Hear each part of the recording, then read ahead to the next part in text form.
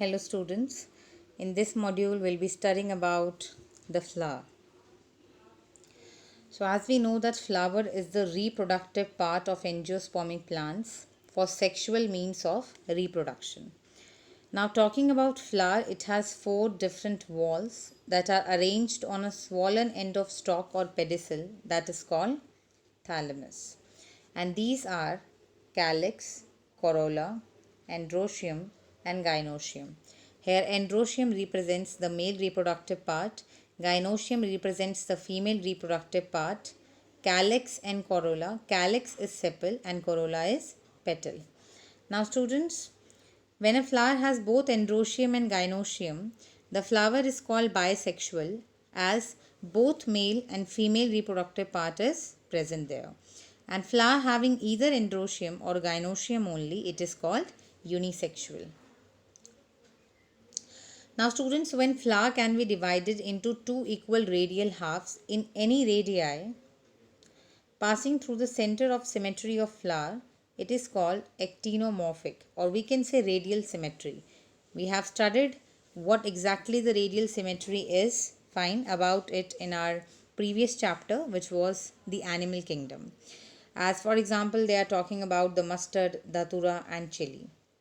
Now students, when flower can be divided into two similar parts only in one vertical plane, fine, they are said to be zygomorphic, as in pea, gulmohar, cassia, etc.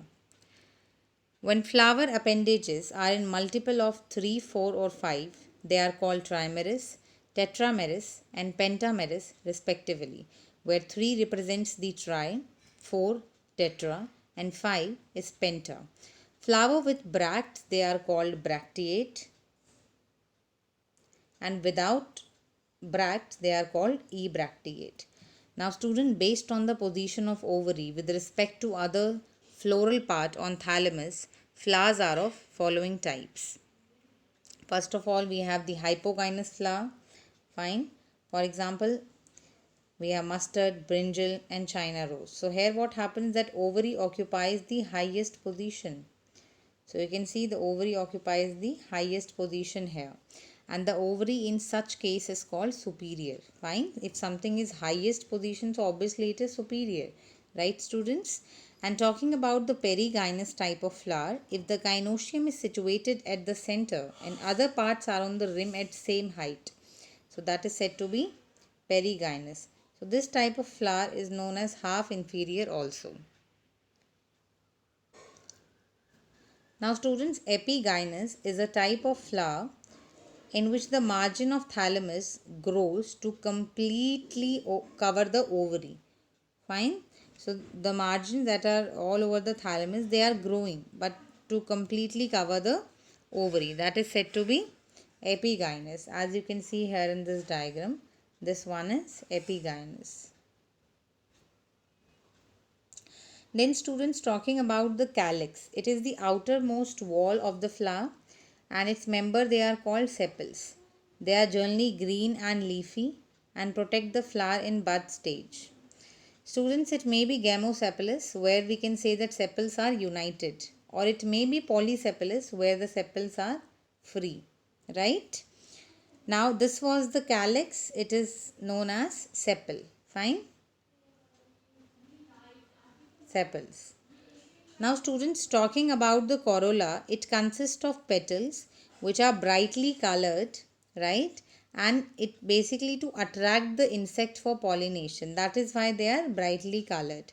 They may be gamopetalous or polypetalous just like the calyx. Now students, the mode of sepals or petals in flower bud with respect to each other member of same wall, it is called estivation, right? So the arrangement of sepal or petal in flower bud, how actually they are arranging themselves, it's said to be estivation. And this type of estivation is of several types. Like first one we have is the velvet one. The velvet one, you can see here students, the walls of sepals and petals, they touch each other. So you can see here they are touching each other. Fine, they are touching each other. This is one what the valvate is. Now students, talking about the twisted one, this one is twisted, the second case, where you can see the walls, they overlap each other. So you can see here this overlapping.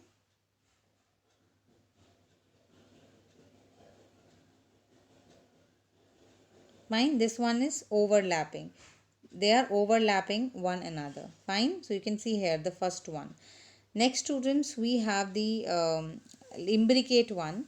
So in this, the margin overlap each other but not in a particular fashion. Fine, for example in Gulmohar. So you can see here it is not overlapping in a particular fashion.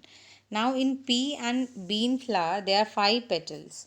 The largest standard that overlaps the 2 lateral wings, fine, which in turn overlaps 2 smallest anterior petals, fine, and this type of estivation is known as vexillary, fine, vexillary estivation. Now students, talking about the androecium. Here the androecium represents the male reproductive part of flower that consists of stamen. Now talking about stamen, here each stamen consists of filament and anther. Suppose this is the structure of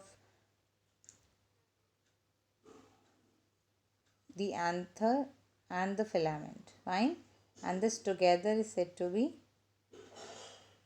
stamen, right? So, and pollen grains, they are produced in the pollen sac, and sterile stamen, it is called as staminode.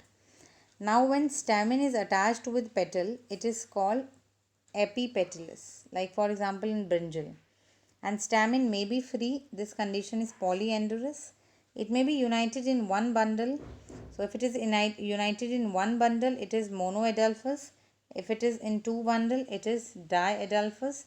And if it is in more than 2, then it is polyandrous. Students, here talking about the female reproductive part of the flower. It consists of 1 or more carpel. Each carpel is made up of stigma, style and ovary.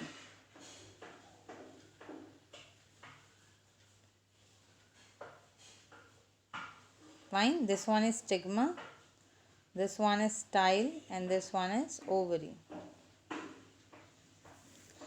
Now it may be free, like when more than one carpel is present, so it may be free, students. Fine, at that time this is known as apocarpus, as in lotus. And rose, rose is also another example, and when it is fused together, so it is said to be syncarpus, right, as in mustard and tomato. Now after fertilization, we know, students, that these ovules, they changes into seeds, right? And talking about the ovary, they changes into fruits. Ovary changes into fruits. So this was all about today's module, students. I hope the topic is clear to each one of you. Thank you.